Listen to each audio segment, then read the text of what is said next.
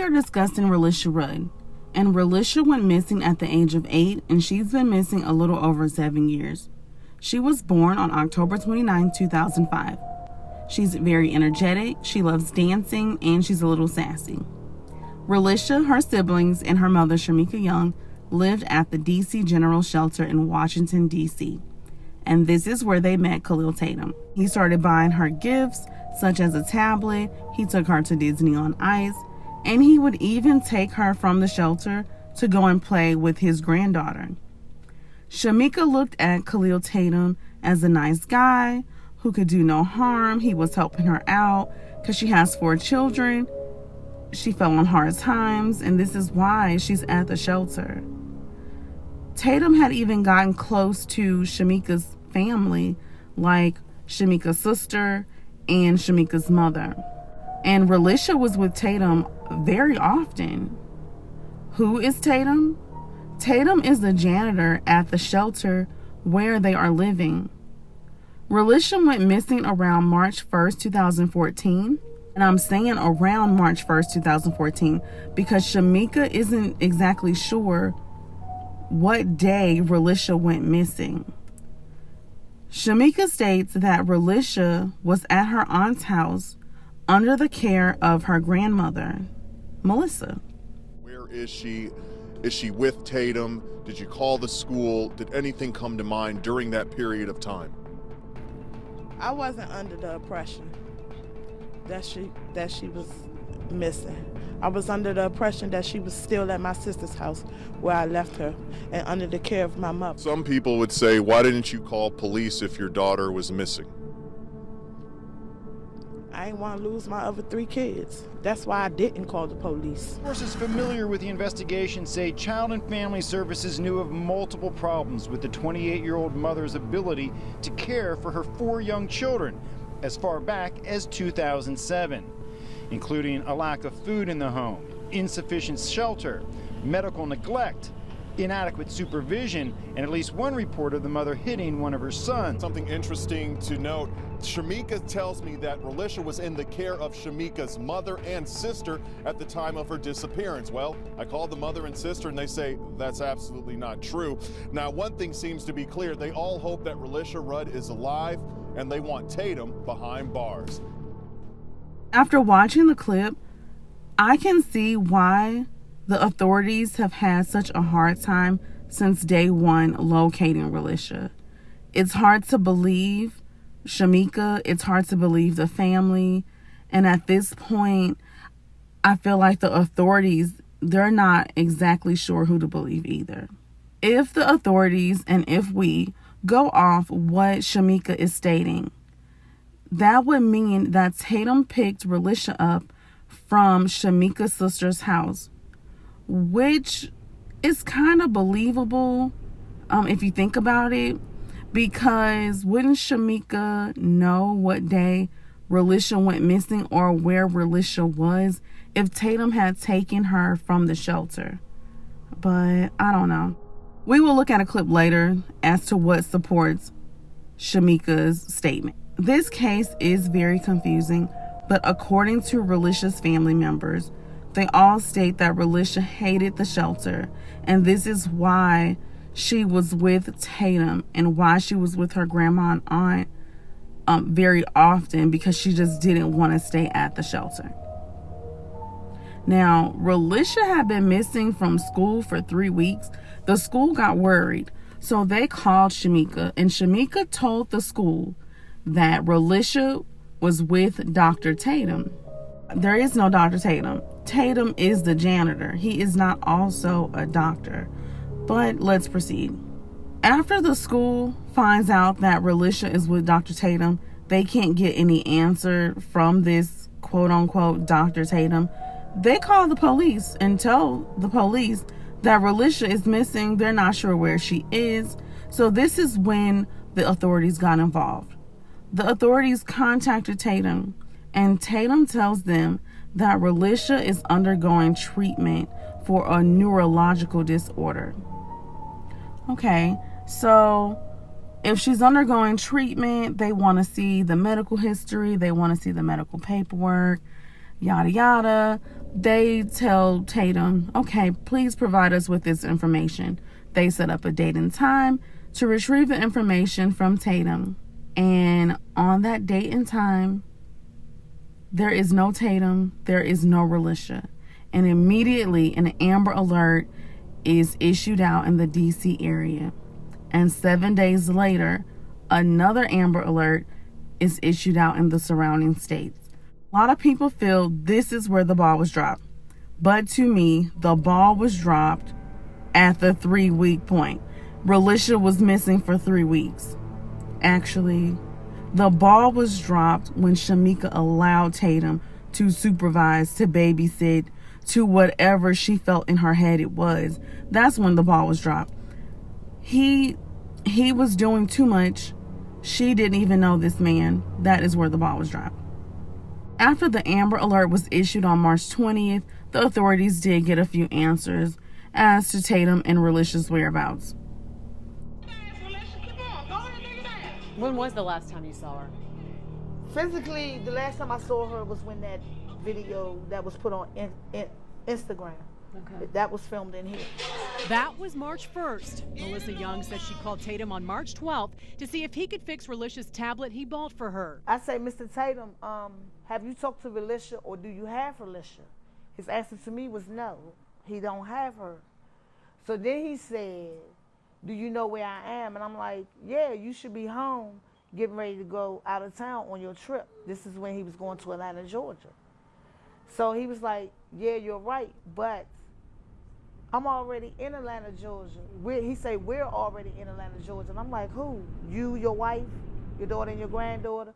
That's when he says to me, no, me, my wife, Relisha, my granddaughter, and my daughter. What were they doing there? He went on some type of, he told me it was a retreat. I don't know. But he told Mika it was a medical thing or something. Young says before she hung up, she told Tatum to bring Relisha home by Sunday the 16th for a birthday party, and then immediately called her daughter Shamika. I say, Shamika, did you know your daughter was out of town with Mr. Tatum and his family?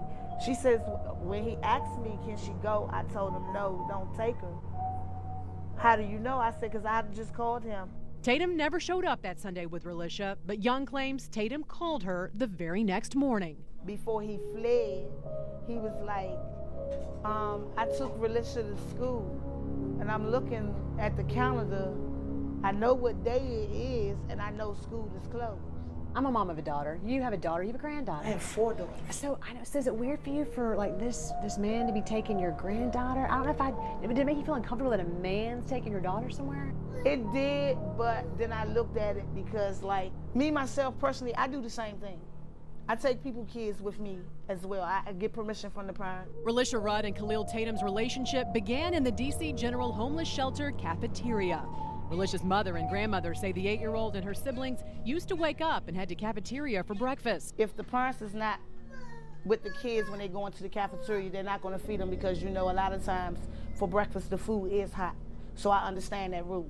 But when Mr. Tatum saw that the kids wasn't getting breakfast, he took it upon himself to start feeding Shamika's 4 kids. Melissa Young began to notice Tatum, the shelter janitor, hanging around Relisha. She asked her daughter Shamika who he was. My daughter says, Mom, that's Mr. Tatum. You know, I say, but it's not going to look right for your daughter to go. She said, Mom, she go on to play with the granddaughter. It's fine. Every time my granddaughter comes back, she tell me, I had fun with Mr. Tatum's granddaughter. You know, I want to go back. Melissa Young adds that all the attention Tatum was paying to Shamika's children was something the family had grown used to. People just love Shamika kids. So it wasn't strange for us to see that somebody was doing something, you know, in their time of need. And the more Tatum did, the more the family trusted him. I've been around this man. Like, if he is getting off from work and he's coming down, going on his way home, and he see me walking, he will pick me up and give me a ride. So I have been in this man's car by myself, and I didn't get no uncomfortable feeling. That's why she says they allowed Tatum to take Relisha, but she adds it was never supposed to be permanent. Shamika never made no type of deals with him for her daughter. She never exchanged her daughter for nothing. She never sold her daughter to him. Surveillance video of Tatum taking Relisha Rudd into a D.C. motel room. The video is date marked February 26th, shopping bags in the hands of 8-year-old Relisha Rudd as she walks down the motel room hallway with the now dead suspect, Khalil Tatum. Family members say on that day, Tatum took her shopping, saying she needed a swimsuit for what he told them would be a swim party at this Holiday Inn Express on Bladensburg Road Northeast. A clerk says the motel does have an indoor pool. On that day, shortly before this surveillance video shows Khalil Tatum leading Relisha Rudd by the hand into that D.C. motel room, family members say he dropped by her aunt's home with Relisha, and when he found out she didn't have a swimsuit, he said he'd buy her one before going to that motel. Let's go over the breakdown of the surveillance videos. So initially, they received footage showing Tatum and Relisha entering a hotel on February 26th. And again on March 1st, they are seen entering a different hotel. On March 2nd, they also got footage of Tatum buying a shovel, lime, and 42-gallon trash bags.